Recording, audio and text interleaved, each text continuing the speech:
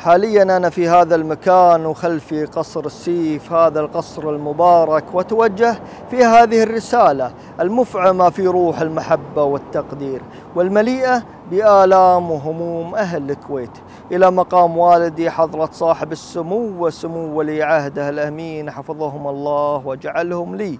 وللجميع ولهذا الوطن عز وذخر. يا طويلين العمر، أبنائكم المواطنين يعانون في ظل هذه الحكومات المتعاقبة الغير قادرة على تلبية مطالبهم، وهذا ما خلق نوعا من الفجوة بين المسؤول والمواطن والتمييز الواضح في كافة قطاعات ومؤسسات الدولة، وكأن هذه الحكومة تسير في وادي بعيدا عن توجيهاتكم السامي، والشعب يسير في وادي آخر مليء بالمعاناة والعبء والأعباء وعدم الرضا. يا طويلين العمر، الوضع يزداد سوء والمواطن يزداد معاناة، ليس من قلة الموارد أو ندرة الثروات، ولكن من عدم قدرة هذه الحكومات على إدارة موارد الدولة في صورة طموحة. يا طويلين العمر،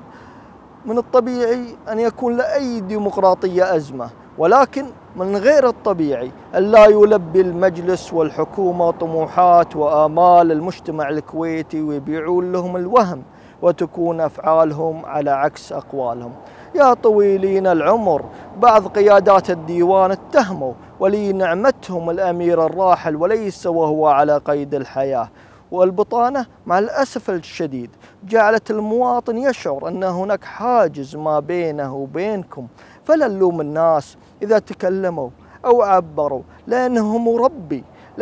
مربي يشعرون في ظلم عظيم وقع على نفوسهم واهدر كراماتهم وسلب حقوقهم وشوه سمعتهم. واللي خلاني أتكلم اليوم هي دمعة المظلوم وحاجة المسكين وأمل الكبير وألم الأم وطموح وحلم الشاب والشابة اللي كلهم